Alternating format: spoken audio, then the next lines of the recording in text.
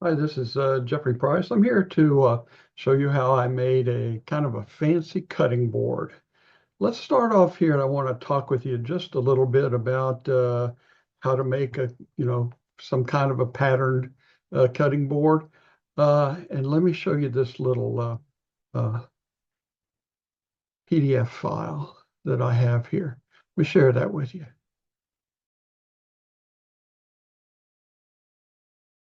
So this is the simplest kind of way that you could make a cutting board.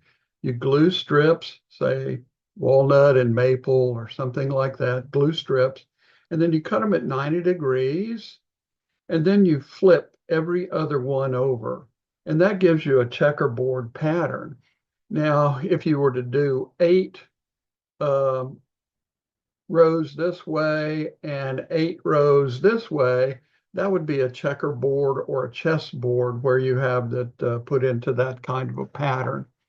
Now, you can do it a little bit more complex than that without much trouble. So suppose instead of cutting this at 90 degrees, I cut it at 45 degrees like this, okay?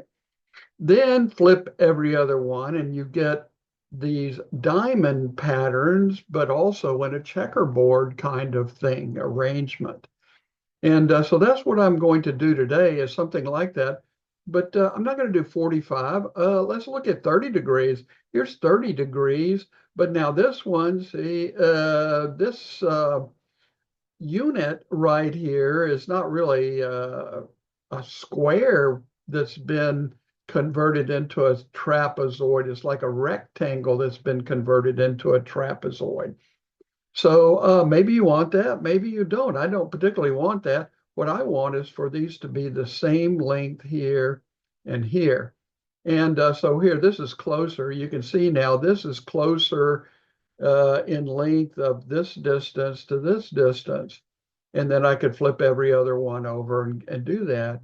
But what do I do to get this to be the same? Well, it turns out it's really simple. All you really have to do is whatever width you cut the boards to glue together here, you set your table saw at the same width and then cut these in whatever angle you want.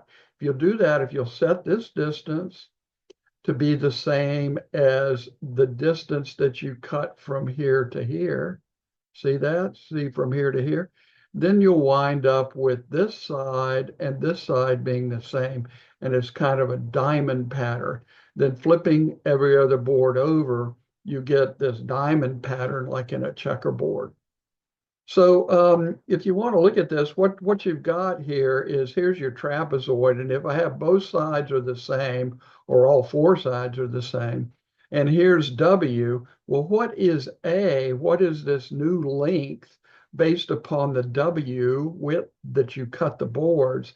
Well, it's W is A cosine of theta, where this theta is the angle that you set your miter at when you're cutting the board at an angle. Or you can get then A is W over cos theta. And now I'm going to cut 15/16 from a W of 15/16, and I'm going to use theta as 30 degrees. And so I can compute A, this distance, to be 1.082 using this formula, or about 1 1/16. Now, why did I choose this 15/16? Well, I'll explain that to you. I'm going to do this. I'm going to put a cherry border on this, and I'm going to put more rows up and down as I've got depicted here. But this is kind of my prototype to start with. And this is what it's going to look like.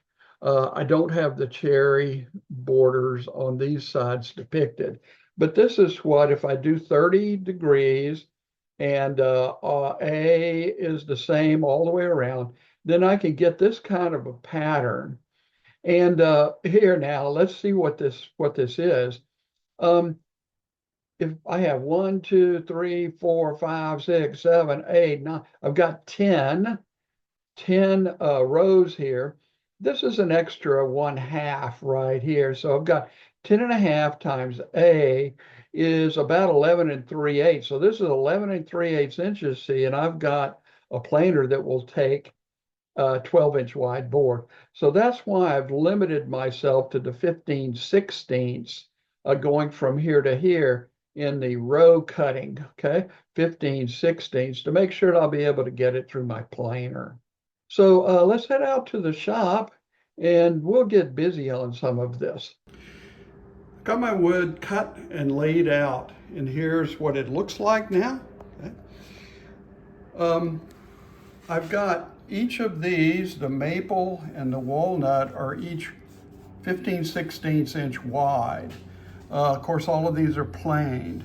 I put cherry on either end at 1.5.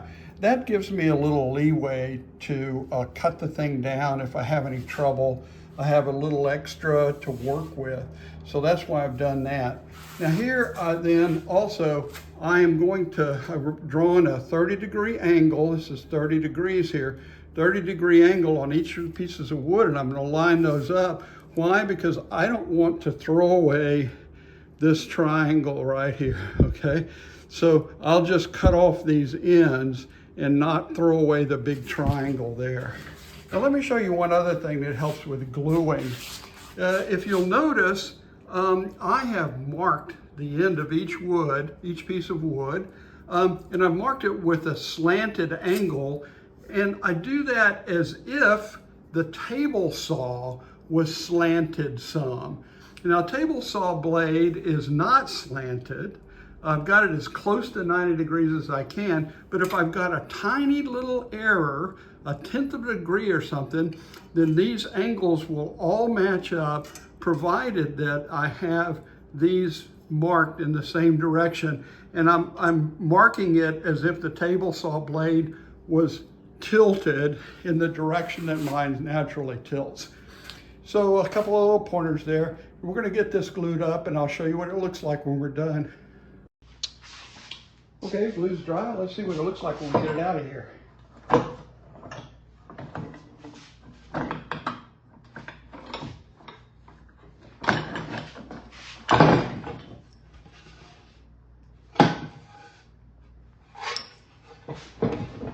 Okay, looks very nice.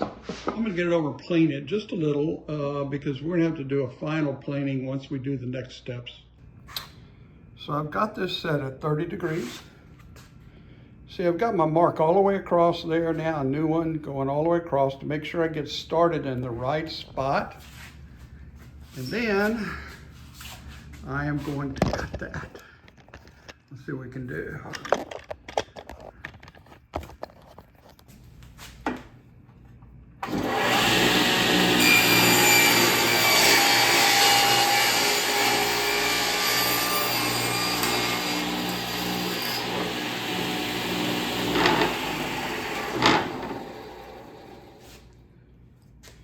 All right, so nice, very nice. Now I will get busy. I'll set my rip vents to 5/16 and I'll start cutting strips off of here. Okay, let's cut a few.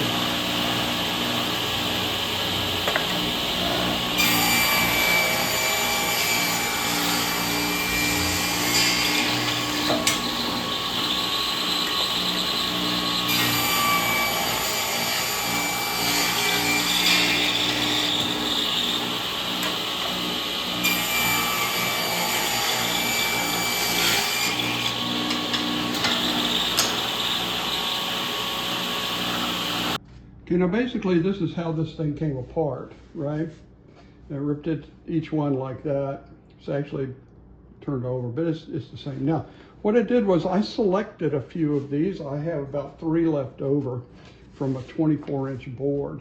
And I selected these. I found little flaws. You can see I'm looking at little places like this. I'm looking to see if they're going to clamp out, little spots like that.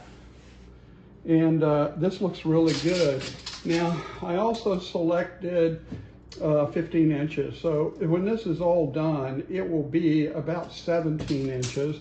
So that'll be nice. It'll be a nice size board. So now we're going to glue that up. We're going to do that by flipping every other one over. Okay? That's not every other one. Every other one, flip it over. Okay, every other one, flip it over. Okay? So that's how we're going to line it all up, and we'll get that glued. So I got it glued up here, put 2x4s on either end to make sure that the smash was good on the end pieces here. And let's see how it's done. It's dry now. Beautiful. Okay, so I have to cut this. I'll cut this off here and get it into the planer, and we'll see what it looks like from there. All right, so here's what it looks like after I planed it some. Not quite finished. I've still got just a little bit here, but I want to go ahead and finish the edges here. I'll glue some cherry on here and on here, and that will complete the basic construction. And I'll make sure it's completely planed and sanded at that time. I'm also going to route the edges. So now I've finished the construction here. Little rails on the sides and so forth. I'm going to now route all of the edges just to make them round. So I've got a round over bit here in my router table, and I'm just going to round all of those off. So I've got some 220 on here. Sand it. Didn't take too long because it's beautiful already. All right, here's the board, all done, sanded, ready for a finish. What required the most effort here was along the sides, particularly here on this end grain. Okay, and that requires a little extra sanding. I could still see table saw marks in it, so forth, but it's all done now, and we're ready for some finish. Now, you can put just about any finish that you want, but you really need to think about it for a minute. If you put something like polyurethane, that's a very nice finish, but it's going to get all scratched up when somebody uses a knife on it. It's not toxic when it's completely dry, so that's not really a problem, and that's the way most of the finishes are. So let's think about this just a little bit more. And I recommend for a cutting board, since you're going to be digging into it actually, that you put something non-toxic on it. So let me go look for that. So I've got this salad bowl finish. You can find all kinds of these on Amazon or on the internet or at your hardware store and things like that. That's what I'm going to use for this. Now, I've got down a couple of pieces of plywood here, just throwaway plywood, so I can do one side at a time and I can do the edges. All right, instructions are wipe it on.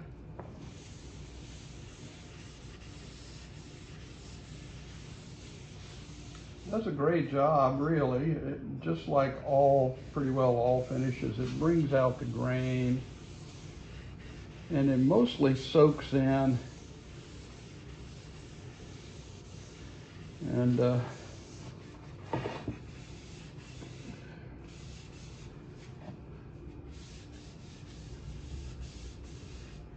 makes your project really nice. Whoops. All right. So I'll let this dry for a while, and then I'll get back out here. I'll probably go ahead and put on 2 coats, and we'll see how that does. You're supposed to wipe off a lot of it. Okay, that looks real nice. Okay, so all done now. Nice finish on it, both sides, beautiful. I'm very pleased with it. So I hope you enjoyed the video. Come back and see others. Bye-bye.